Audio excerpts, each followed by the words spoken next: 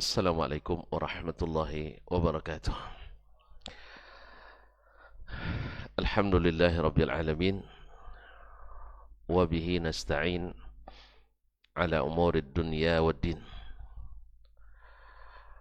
Ashhadu an la ilaha illallah wahdahu la sharika lah, waliyus salihin wa khaliqul khalqi ajma'in wa razikuhum wa ma min dabbatin fil ardi illa 'ala Allahi rizquha wa ya'lamu mustaqarraha wa mustawda'aha kullun fi kitabim mubin. وأشهد أن محمدا عبده ورسوله السيد الأمين صلى الله عليه وعلى آله الطيبين وأزواجه الطاهرات أمهات المؤمنين والتابعين لهم بإحسان إلى يوم الدين. أما بعد فاتقوا الله أيها المسلمون فإنه قد فاز المتقون. يا أيها الذين آمنوا اتقوا الله حق تقاته ولا تموتن إلا وأنتم مسلمون. Bapak dan ibu-ibu, saudara-saudari, kaum muslimin dan muslimat, al-hadirin wal hadirat, wal musyahidin wal musyahidat, wal mustami'in wal mustami'an, yang senantiasa dirahmati Allah Subhanahu wa taala. Alhamdulillah, kembali kita diberikan Allah Subhanahu wa taala karunia dan nikmat bisa hadir di salah satu rumahnya menjadi tamunya. Mudah-mudahan tak satu pun kita kecuali mendapat apa yang sudah dijanjikannya. Oleh itu mari kita bersyukur kepadanya atas nikmat yang diberikan, karena memang tidak semua orang yang dapat. Oleh itu kita berselawat pula dan salam kepada Nabi kita, Nabi besar junjungan alam, Nabi Muhammad alaihi afdhalus salati wa atammus salam, yang telah mengajarkan kepada kita bagaimana harusnya kita beribadah, bersikap kepada Rabb kita. Kaum muslimin dan muslimat dirahmati Allah, kembali kita melanjutkan kajian kita bersama Imam Al-Bukhari rahimahullah melalui kitabnya Al-Adabu Al-Mufrad. Qala rahimahullah, bab yang ke-167, babu taswidi al-akabir, bab tentang keharusan atau di antara adab adalah menjadikan pemimpin itu orang-orang yang tertua atau yang senior. Bab at-taswid al-akabir, yaitu menjadikan pemimpin-pemimpin di antara kita adalah orang-orang yang al-akabir, yang sudah berumur atau sudah senior. Bab ini, ma'asyarul kiram dirahmati Allah SWT, sengaja disebutkan oleh Imam Al-Bukhari rahimahullah setelah bab-bab yang berkaitan dengan memuliakan orang yang sudah atau yang lebih tua.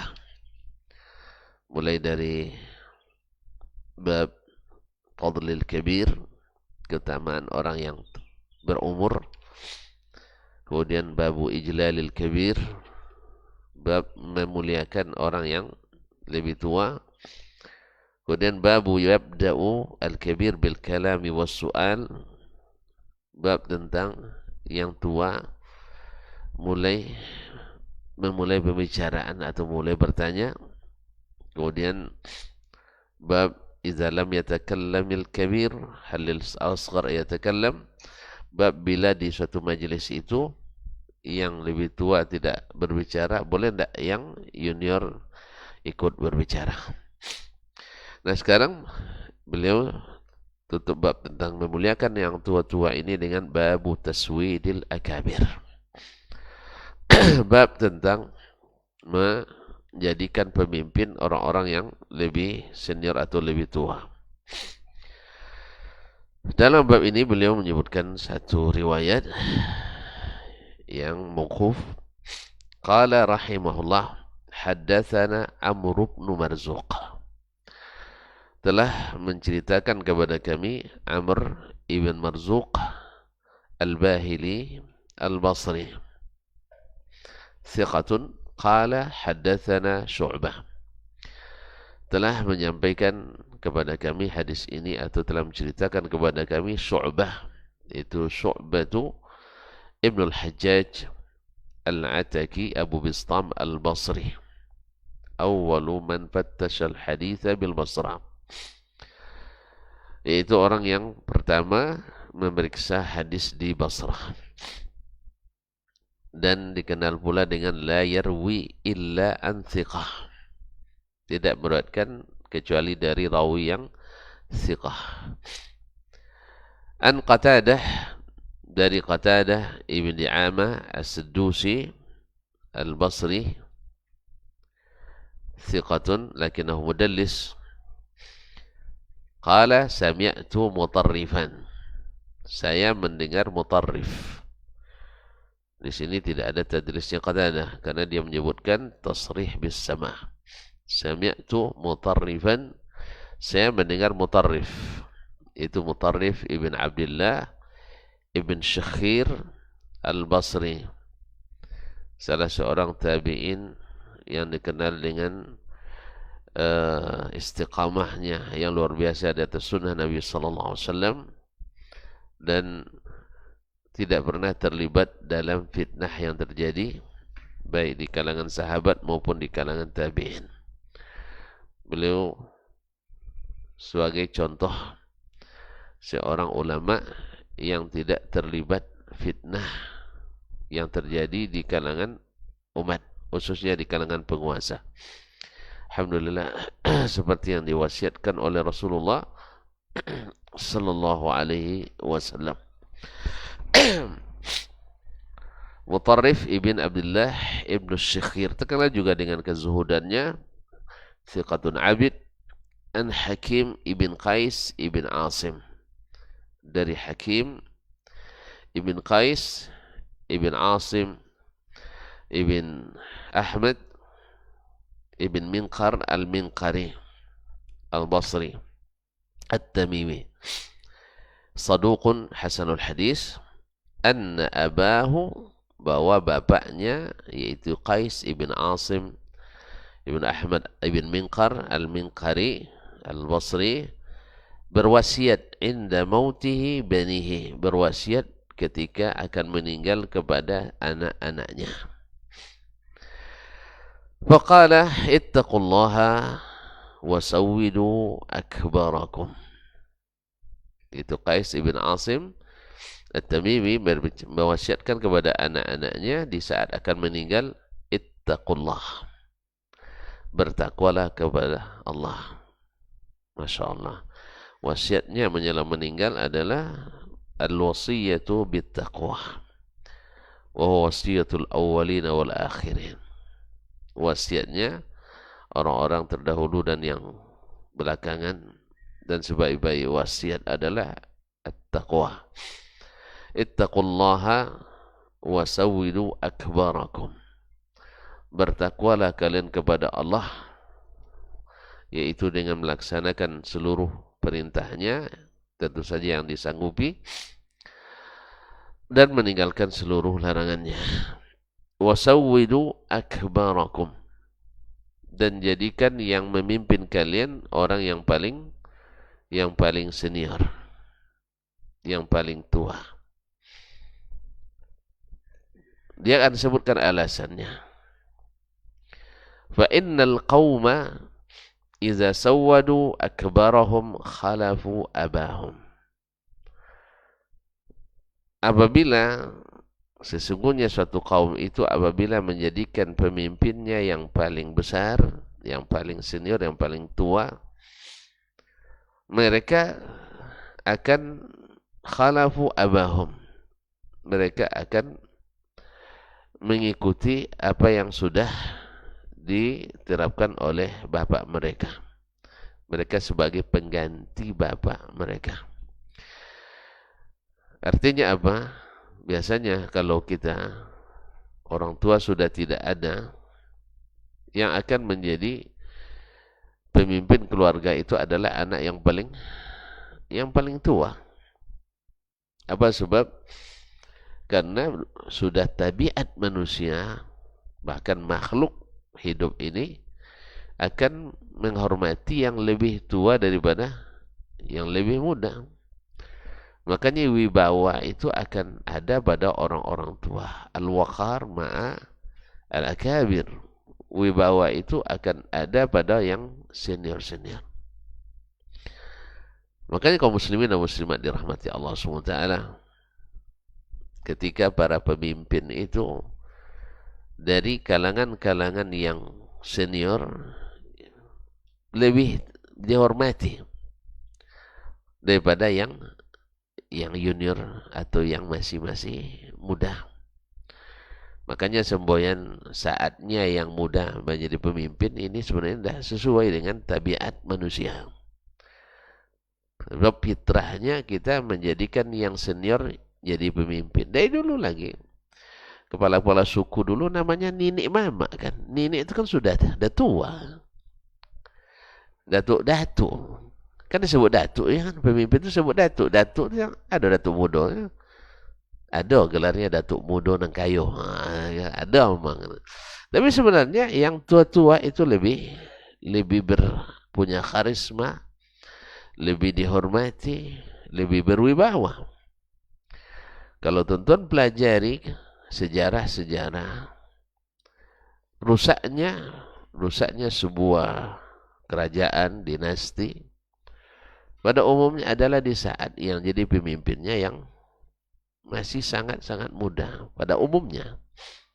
Kecuali yang memang ditempa dari kecilnya, yang memang sudah disiapkan dari kecilnya dengan bekal ilmu dan kemampuan, itu lain. Ya, karena ada yang Masya Allah dari kecil seperti Usama ibn Zaid, yang memang sejak awal dibawa gemblengan Rasulullah Sallallahu Alaihi Wasallam. Nah, sehingga dia dijadikan panglima untuk menghadapi kaum Romawi sebelum Nabi meninggal. Tapi dalam perjalanan datang berita Nabi meninggal dan kembali ke Madinah. Nah, itu pun sebenarnya sebagian sahabat setelah Nabi meninggal, kalau Nabi meninggal kan tidak mungkin mereka mendebat Nabi masih hidup, tidak mungkin mereka melawan perintah Nabi Sallallahu Alaihi Wasallam. Tapi setelah Nabi meninggal, dan menurut mereka sekarang mereka bisa berijtihad, maka ada yang menyebutkan alasan untuk supaya Usamah diganti, alasannya umurnya masih muda. Nah, umurnya masih muda. Sehingga kan senior-senior banyak di situ, ada Abu Bakar, ada Umar, ada Utsman, ada Ali, ada dan seterusnya. Orang-orang hebat semua. Tapi Abu Bakar radhiyallahu taala anhu, ya, karena dia yang senior juga di situ dan dia yang khalifahnya, tidak mungkin saya merubah keputusan yang diputuskan oleh Rasulullah sallallahu alaihi wasallam. Di sini apa menangnya? Karena keputusan ini diambil oleh Rasulullah sallallahu alaihi wasallam dan Nabi belum menganulir keputusan itu. Dan tidak ada dalil bahwa Nabi kalau sudah meninggal akan merubah keputusan. Tidak ada. Maka Abu Bakar tetap kokoh dengan apa yang sudah diputuskan Nabi alaihi salatu wassalam. Ini juga menjadi pelajaran berharga bagi kita.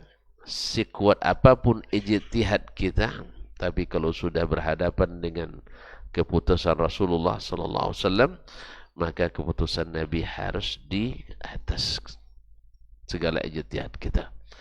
Walaupun nampak oleh kita kalau ini lakukan menang kita, tapi ini keputusan Nabi SAW, maka dahulukan keputusan Nabi SAW. Karena lajtihada ma'an nas, tidak boleh berijtihad kalau ada nas. Ya. Makanya kaum muslimin dan muslimat yang dirahmati Allah, Kadang-kadang dalam masalah usul fikih atau masalah fikih kadang-kadang tidak boleh mengingkari masalah khilaf. Ini para ulama membedakan masalah khilaf dengan masalah ijtihad. Masalah khilaf, khilaf itu ada yang masalah khilaf itu tidak selamanya ijtihad. Tidak selamanya masalah ijtihad. Tapi masalah ijtihad selalu khilaf. Ini kadang-kadang tidak jelas, tidak clear oleh sebagian kita. Disamakan antara masalah khilaf dengan masalah ijtihad. Masalah ijtihad pasti ada khilafnya. Tidak akan sama pandangan orang dalam ijtihad. Tapi masalah khilafiyah tidak selamanya masalah ijtihad. Tidak selamanya masalah ijtihad. Ada masalahnya karena dalil. Dua-duanya punya dalil. Nah, manakah di sini boleh tidak mengingkari masalah yang ada khilafnya? Ya, kata sebagian tidak boleh. Tapi sebagian mengatakan boleh. Yang benar dan nyatanya adalah kitab-kitab fikih ulama kita penuh dengan menolak masalah yang diikhtilafkan. Kan buktinya saja sendiri, antum sendiri yang menukil bahwasanya dalam masalah ini ada 5 pendapat ulama misalnya. Ada 3 pendapat ulama dalam masalah ini. Yang satu menyalahkan yang lain. Ini juga kembali menyalahkan. Berarti boleh? Ya boleh, kenapa tidak? Kalau tidak dihapus saja buku fikih itu semuanya. Dihapus saja buku-buku khilaf itu semuanya. Ya kan? Mereka membolehkan. Kenapa kita tidak membolehkan? Tetapi tentu saja dengan adab. Nah, ini pentingnya adab begitu. Tidak dengan cara yang kamu tidak menggunakan otak, tidak berpikir, itu yang tidak boleh. Tapi kalau mengatakan ini salah berdasarkan dalil, ini adalah adatnya para ulama kita. Adatnya para penuntut ilmu, itu masalah biasa. Jadi masalahnya kaum muslimin dan muslimat menyalahkan yang tidak sependapat dengan kita, semua kita terlibat di dalamnya. Semua kita menyalahkan orang yang tidak, iyalah. Nah, menyalahkan orang yang tidak sependapat. Antum ambil pendapat lain itu berarti kan karena menganggap pendapat saya salah kan? Iya kan? Walaupun antum tidak berkor-kor, antum salah, tidak. Antum, ini pendapat saya. Lalu antum pilih pendapat yang lain, berarti menganggap yang lain salah. Itu sudah pasti. Tidak ada yang bisa lebih bebas dari itu. Tidak ada orang yang tak menyalahkan. Satu pun tak ada. Ya. Baru dia bilang jangan menyalahkan. Dia sudah menyalahkan kita itu. Baru dia menyalahkan. Tidak, menyalahkan itu biasa. Dalam ilmu itu biasa. Jadi masalah khilafiyah boleh diingkari kalau apalagi tidak berdalil, dalilnya lemah. Misalnya masalah apa misalnya dikhilafkan oleh ulama. Apa misalnya? Kadang-kadang ada masalah yang tidak ada khilaf asalnya dibuat khilafiyah. Asalnya ada khilaf sama sekali. Tiba-tiba di zaman kita jadi khilafiyah aja. Jelas ya? Tidak ada khilaf sebelumnya di antara ulama, kita hanya buat khilafnya. Maka mengingkari itu boleh. Ma'asyal kiram dirahmati Allah SWT. Kembali ke masalah kita bahwa menjadikan pemimpin itu yang lebih tua, yang lebih berumur dari kita, itu adalah tabiat, fitrah pada asalnya. Tapi ketika itu sudah keputusan Allah dan Rasul, maka tidak boleh ditentang. Dan ini ada contohnya dalam Al-Quran ketika orang Bani Israel meminta dijadikan raja atau diangkat raja untuk mereka. Lalu Rasul mereka mengatakan innallaha qad ja'ala lakum Taluta malika. Sesungguhnya Allah telah menjadikan Talut sebagai raja kalian. Mereka bilang, kenapa tidak orang yang kaya di antara mereka? Tanpa orang miskin dan juga masih muda. Maka Allah SWT jawab, dia Allah yang memilihkan itu untuk kalian. Ma'asyurul kiram dirahmati Allah SWT. Taib, lianna fa innal qauma idza sawwadu akbarahum khalafu abahum. Apabila mereka mengangkat yang lebih tua dari mereka sebagai pemimpin, maka mereka sama dengan mewarisi apa yang telah ditetapkan orang tuanya, ayah mereka. Wa idza sawwadu asgharahum azra bihim dzalika fi akfaihim. Apabila mereka menjadikan pemimpinnya yang paling yang muda-muda, maka mereka akan dihinakan di kalangan yang sejawat dengannya. Makanya orang-orang yang pemimpin-pemimpin yang masih mentah, yang masih muda, yang kecil-kecil, pada umumnya tidak punya wibawa. Pada umumnya tidak punya wibawa nih. Di masa-masa khalifah dulu ada yang juga yang masih kecil, menyebabkan akhirnya diatur oleh menterinya. Diatur oleh menterinya. Di zaman Khalifah Bani Abbasiyah dulu, karena dipaksakan juga mesti dari keluarga, sehingga tidak ada lagi yang senior, tinggal yang anak di bawah umur. Akhirnya diangkat jadi khalifah. Yang nama di bawah umur jadi khalifah, siapa yang ngaturnya? Hah? Awaknya yang sudah besar diatur juga sama orang yang lebih tua dari kita, apalagi yang masih kanak-kanak. Nah, di dalam keluarga, bila yang memimpin itu yang paling kecil, dia akan dihinakan, tidak terhormati, tidak punya wibawa. Kemudian wasiat orang tuanya, wa alaikum bil mali wastinaihi. Kalian juga mesti punya harta dan punya karya atau punya usaha untuk mendapatkan harta itu.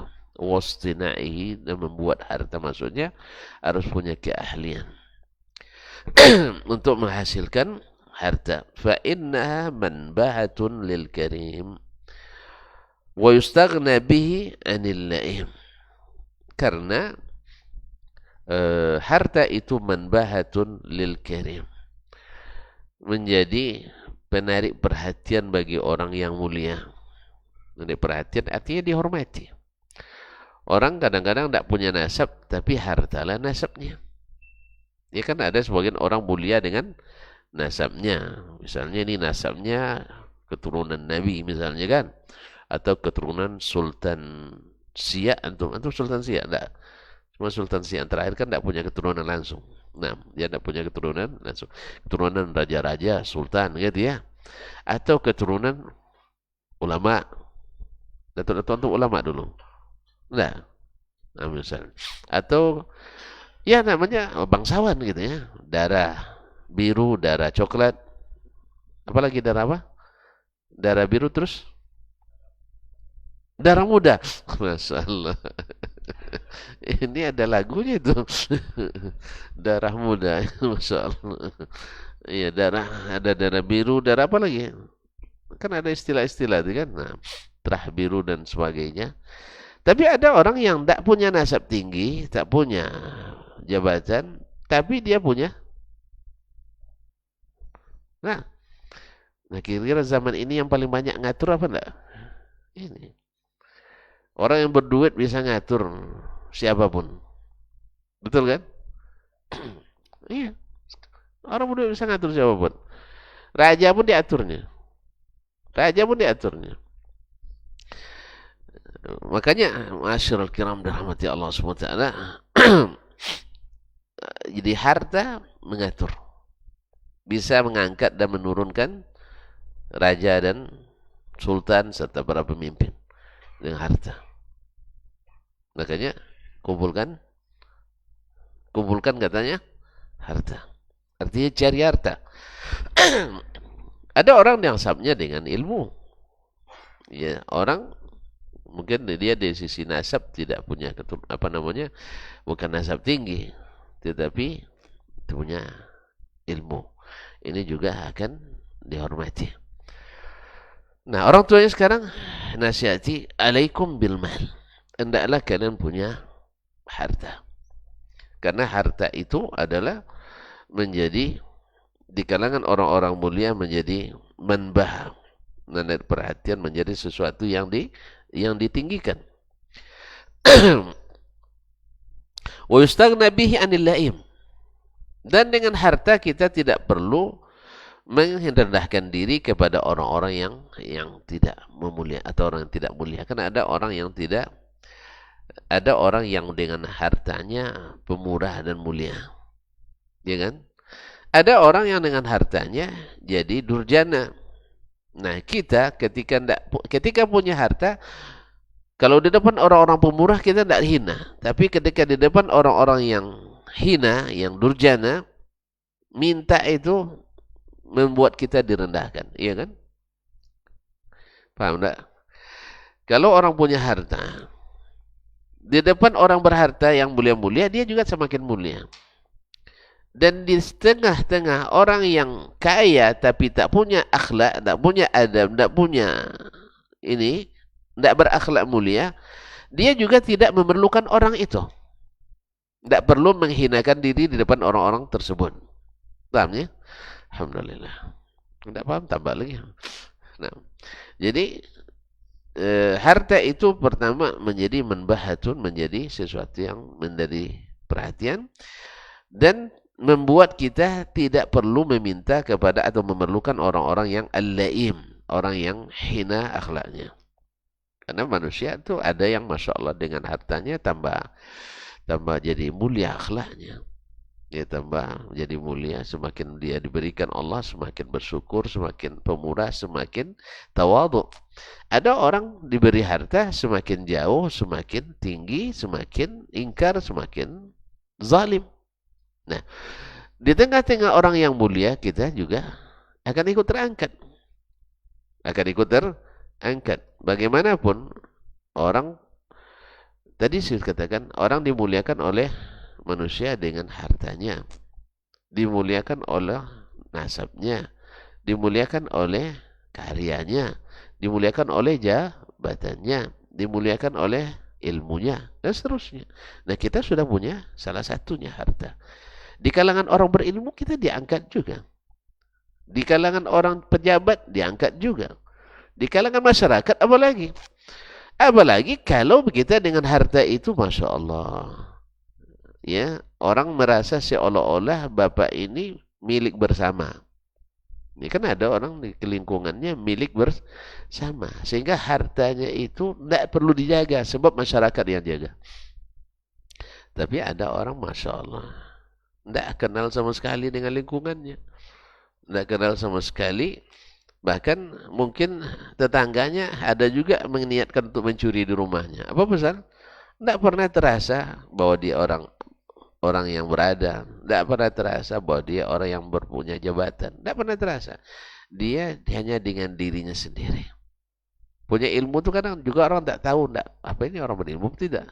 Karena lebih parah pula daripada orang yang tidak berilmu. Nasallallahu salamatu wal afiyah. Nah, di kalangan orang-orang yang tidak baik, orang-orang yang berharta pun tidak perlu merendah-rendah kepada mereka. Di tengah-tengah orang yang tidak baik, yang lain tak perlu kita merendahkan diri kepadanya. Karena kalau kita tidak punya harta, kita mau tidak mau harus membutuhkannya. Sekarang tidak, kita tidak butuh. Nah, kemudian wa iyyakum wa mas'alatan nas. Jangan kalian mengemis pada manusia. Jangan minta-minta kepada manusia. Fa innaha min akhiri kasbir rajul. Ini meminta-minta ini adalah solusi terakhir. Makanya kalau bisa kita jangan pernah buat proposalnya, itu aja kalau bisa. Nah, ini kadang ada kalau kita belajar, kalau mahasiswa itu memang mahasiswa proposal itu. Apa aja proposal. Daftar proposal. Ujian proposal. Praktek proposal. Semua proposal. Apalah mau baru selesai 14 semester karena proposal. Ya, karena keasikan dengan proposal. Kalau bisa kita berdiri sendiri, mandiri. Tidak mengandalkan minta-minta kepada orang lain kalau bisa. Nah, khususnya untuk kita sendiri. Khususnya untuk kita sendiri. Apa sebab ini? Min akhiri kasbir rajul. Ini adalah solusi terakhir. Kalau tidak, artinya tidak boleh, tidak ada lagi peluang kecuali dengan itu. Maka kita baru dibolehkan untuk meminta. Wa iza muttu fala tanuhu. Bila saya nanti meninggal, kalian jangan meratapi. Jangan meratap. Sebab meratap itu tidak berguna, bahkan menyusahkan orang yang diratapi. Innal mayyita la yu'azzabu bibukai ahlihi alaihi. Sesungguhnya ayat itu akan diazab karena tatapan orang yang hidup karenanya. Jadi yang meratap sebenarnya tidak sayang pada orang yang meninggal itu. Maka jangan kalian meratap ketika saya meninggal. Fa innahu lam yunah ala Rasulillah sallallahu alaihi wasallam. Sebab Rasulullah sallallahu alaihi wasallam wa huwa ahabbul khalq ila al-khalq. Sebab Rasulullah SAW dan dia yang paling dicintai oleh manusia, tidak diratapi ketika meninggal. Tidak ada yang meratap ketika beliau meninggal. Karena sebab itu untuk apa saya diratapi? Karena meratap itu kebiasaan jahiliyah. Dulu kalau di masa jahiliyah itu semakin ramai yang meratap, semakin hebat yang meninggal. Nah, itulah itu bahasanya. Kalau sekarang semakin besar kendurinya, semakin hebat yang meninggal. Makanya para ulama menyebut berkumpul-kumpul ramai-ramai di rumah orang meninggal 3 hari pertama itu minan niyahah, termasuk bentuk lain daripada meratap. Maksudnya, seperti yang dikatakan oleh Al-Bara' ibn Azib, sahabat Nabi SAW. Oleh sebab itu, maka hindarilah berkumpul-kumpul di rumah orang meninggal, apalagi makan-makan. Orang meninggal, harusnya kita yang ngantarkan makanan, ini kita pula yang numpang makan. Ya, numpang makan. Masya Allah, makanan dah banyak habis, tapi Yasin tak pernah hafal juga. Baca Quran juga tak lancar. Allah musta'an. Oleh sebab itu, mereka menyebut ini minan niyahah. Minan niyahah. Cukup lagi kita bahwa ini tidak dikenal di generasi sahabat. Tidak dikenal di generasi sahabat. Walaupun ada yang nak mencoba dengan riwayat-riwayat yang terputus-putus, riwayat-riwayat yang terserondok-serondok, yang tak masyhur dan tak bersanad kadang untuk melegalkannya. Untuk melegalkannya. Ya, diriwayatkan dari Umar, diriwayatkan daripada Ubaid al-Ansari, diriwayatkan daripada Taus, yang semua sanadnya bermasalah. Ya, kemudian tidak masyhur di kalangan sahabat. Kalau dia memang dilaksana kalangan sahabat, pasti masyhur. Kebanyakan banyak meninggal. Seperti masyhurnya di zaman kita. Sekarang kan duri arwah itu kan masyhur di kita kan. Iya dah. Manapun pergi di negeri kita ini pasti ada istilahnya kenduri. Beda-beda tempat aja. Kadang ada namanya kenduri arwah, ada namanya badua-dua. Iya ya, badua-dua kalau kita kan badua-dua. Apa artinya itu badua-dua tuh? Hah? Berdoa-doa, berdua-dua. Dan kalau apa namanya di apa ada lagi namanya yang lain-lain ya. Ya, hah? Menuju hari dan sebagainya. Ini tidak dikenal di kalangan sahabat, tidak dikenal di kalangan tabi'in. Tiba-tiba ada riwayat yang terputus dari Taus, itu yang jadi alasan. Ya, riwayat dari Taus itu terputus. Sufyan ats-Tsauri tidak bertemu dengan Taus bin Kaisan. Dan riwayat itu dari jalan Sufyan ats-Tsauri. Nah, jelasnya tidak dikenal. Ini makanya subhanallah kita Ahlussunnah itu cari yang jelas-jelas sunnahnya. Jangan yang kabur dan lemah.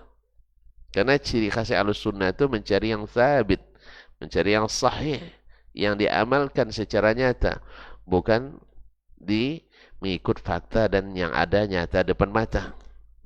Ya, bukan menguatkan yang ada, tidak, tapi mencari yang kuat baru diadakan, bahkan bukan menguatkan yang sudah diadakan.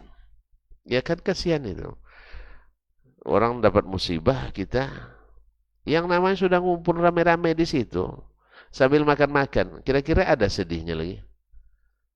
Orang ketawa ketiwi dalam tuh, bercanda kadang sambil merokok, full asap pula, full asap. Nah, iya masih kan banyak itu mengeluarkan dana. Nasallallahu salamatul afiyah. Kaum muslimin dan muslimat dirahmati Allah. Karena Rasulullah SAW tidak ada yang meratapinya. Kalau di masa jahiliyah dulu orang meratap, semakin ramai semakin hebat. Bahkan diupahkan, diupahkan ibu-ibu yang mau merobek-robek apa namanya, pokoknya merobek pakaian, menepuk-nepuk dada dan sebagainya. Orang meratap lah namanya. Nah itu semakin apa semakin mahal bayarnya. Iya. Dulu ada di apa di Pekanbaru ini juga. Dulu terkenalnya bukan di kalangan umat Islam pula, di kalangan umat yang lain. Bila ada yang meninggal tuh ada angponya bagi yang menangis. Bagi yang menangis. Tengok mata, menangis kasih. Iya. Ini bagus juga nih sedekah ya. Jadi kalau ada yang meninggal datang aja dapat amplop gitu. Allah musta'an. Orang dapat musibah, kita dapat hibah. Allah musta'an. Kaum muslimin dan muslimat dirahmati Allah. Wa idza muttu fatfinuni bi ardin. Bila aku meninggal nanti, kuburkan aku di tempat la yash'uru bidafni Bakr bin Wa'il, yang tidak diketahui tempatku oleh anak-anak kabilah Bakar ibn Wa'il. Apa sebab? Fa inni kuntu ughafiluhum fil jahiliyah. Sebab saya dulu di masa jahiliyah suka menyerang mereka di saat mereka lalai. Ughafiluhum artinya suka menyerang diam-diam. Artinya diserang habis itu lari. Artinya diambil harta mereka atau diambil, pokoknya di masa jahiliyah dulu. Masa jahiliyah kan bukan di masa Islam. Mereka kan gampang saja berperang. Kuntu ughafiluhum yani ubaghituhum, memerangi mereka, menyerang mereka dengan diam-diam. Mungkin dendam itu belum sembuh bagi mereka. Ya. Mereka belum selesai. Kalau saya sebenarnya kan sudah masuk Islam dan selesai. Tapi mereka belum tentu. Oleh sebab itu kuburkan saya di tempat yang tidak diketahui oleh kabilah Bakar ibn Wa'il. Apa sebab? Saya di masa jahiliyah dulu memang jahiliyah. Di masa jahiliyah dulu memang jahiliyah. Takut nanti kuburannya dibongkar oleh mereka. Ya kalau orang jahiliyah apa saja dibuatnya.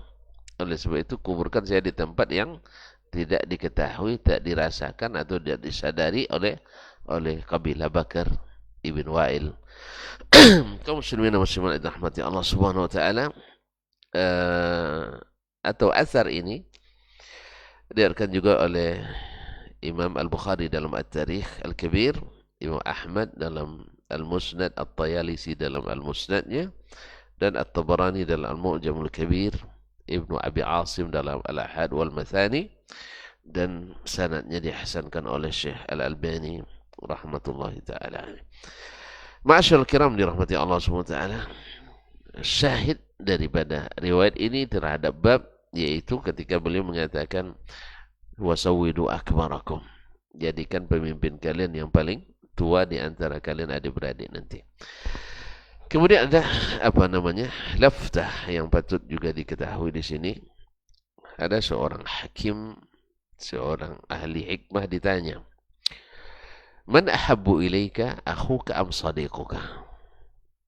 Ya, kalau kita kan kalau sudah jadi pemimpin keluarga, saudara tertua, kadang-kadang kan ada semacam tidak bisa duduk lama-lama, tidak bisa berbicara bebas, kan gitu ya?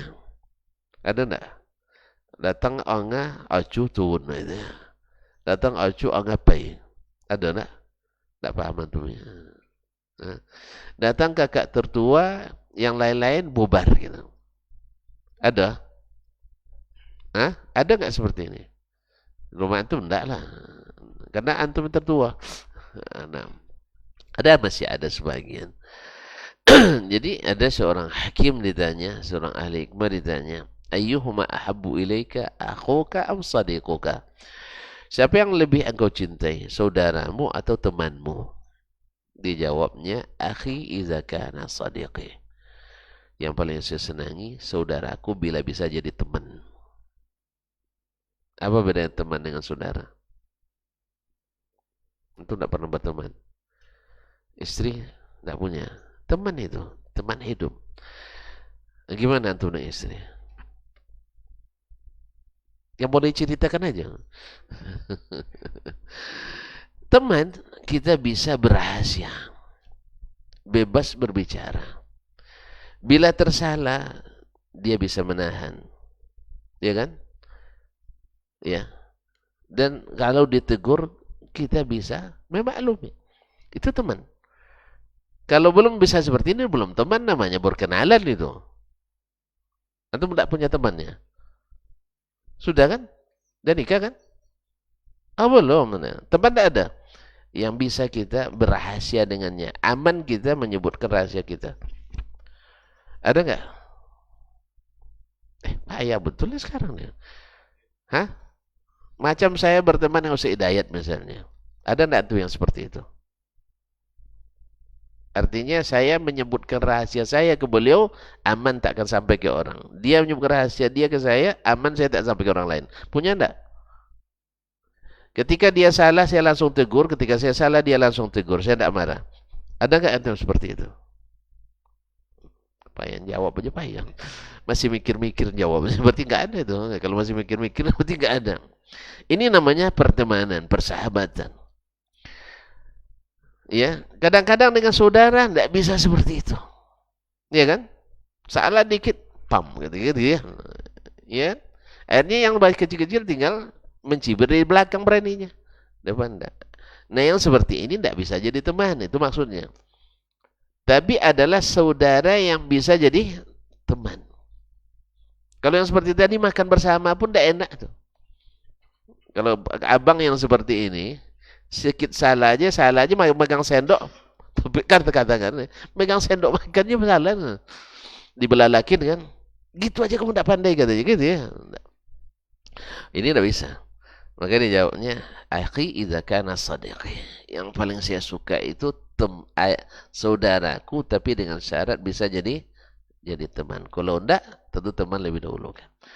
Makanya tidak jarang di antara kita adik-adik lebih dekat dengan teman daripada dengan saudara. Apa sebab? Teman ini bisa senasib sepenanggungan.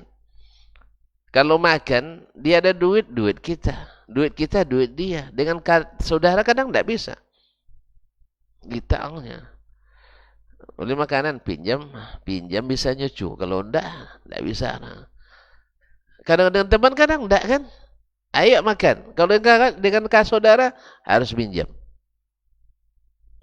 Jelas ya? Kadang teman bilang, Man, adik saya besok atau anak saya akan menikah 2 bulan lagi. Ayolah aman tuh. Berapa dana yang diperlukan? Sekian. Nah, saya sepertiga misalnya. Biasa orang dengan teman. Kadang dengan saudara enggak. Mikir dulu dia. Alah minta ke uwonya. Dia minta sama kakak yang lebih tua gitu kan. Belum minta sama dia dulu. Nanti sisa saya bayar. Itu udah bagus tuh. Nah. Tapi kalau teman enggak, langsung keluar. Dia enggak mikir. Padahal temannya punya saudara lebih banyak kadang. Saudara 5 kan. Dia enggak, pokoknya saya sepertiga. Karena persahabatan tadi. Nah, bila dengan saudara, seharusnya lebih dari ini. Karena saudara ini dari kecil sudah dengan kita. Makanya saya suka saudaraku, tapi dengan syarat bisa jadi teman. Nah, kalau tentuan nanti termasuk yang akbar, yang diseniorkan dalam keluarga, maka punyalah sifat seperti teman bagi saudara. Sehingga nilainya lebih plus lagi, lebih tinggi. Sehingga apapun bisa ada keterus-terangan di antara kita adik-adik. Ada keterus-terangan. Nah, kalau sudah demikian, insya Allah maka aman. Sehingga menjadi pemimpin itu tidak mesti menakutkan. Ini beda dengan segan dengan ketakutan. Kalau udah ketemu dengan ketua menggigil kita, itulah enggak. Tapi ada segan. Tahu segannya? Ada orang takut, ada segan. Kalau segan itu lain pula. Ya gimana ya cara mengatakannya? Hah? Saya enggak, takut saya menceritakannya nanti. Ada segan, ada takut. Kalau segan itu di belakang kita pun masih dijaga. Tapi kalau takut enggak. Kadang-kadang hanya di depan saja takutnya. Di belakang mencemooh. Itulah lebih kurang. Jadi ada karisma. Misal kita dengan Buya kita dulu, Ustaz ya, Buya Godang dulu. Itu segan bercampur takut juga itu. Segan dan takut. Kami kan mandi itu di apa Sungai Kampar tuh jauh tuh dari pondok. Dari sini ke pom bensin itu lah bang. PSBBU. Karena di situ buang hajat pun di situ, mandi di situ, nyuci di situ. Kalau nak nyuci di apa di telaga sumur untuk sepondok nombang pula sumur tu sumur Tek Zurai kan dengan Tek Gadi rahimahumullah. Airnya keruh, disaring dulu. Untuk minum aja nitik-nitik gitu. Gimana nak nyuci di situ kan? Jelas ya? Akhirnya kadang-kadang awak nak cepat itu. Nak ngajar pula nanti di jam 1. Nah pergi mandi dulu. Tiba-tiba di ujung sana nampak Buya. Balik lagi tuh. Sembunyi dulu. Sampai Buya lewat. Baru. Ini segan ini sih. Segan berpapasan dengan beliau itu. Campur takut juga. Campur takut. Karena jam dinas sudah masuk kan. Jam dinas sudah masuk. Ada istilah dinas dulu. Maksudnya menghafal gitu. Jadi kalau kita ada jam-jam dinas. Antum enggak masuklah Darun nanti tahun tuh. Nah, tahu ya? Alhamdulillah ada jam dinasnya. Kalau yang belajar pagi nanti jam 1.30 tuh dinas sampai jam menjelang asar itu. Enggak boleh main, harus belajar. Dia menghafal, ngulang kaji dan seterusnya. Nanti lepas asar baru olahraga.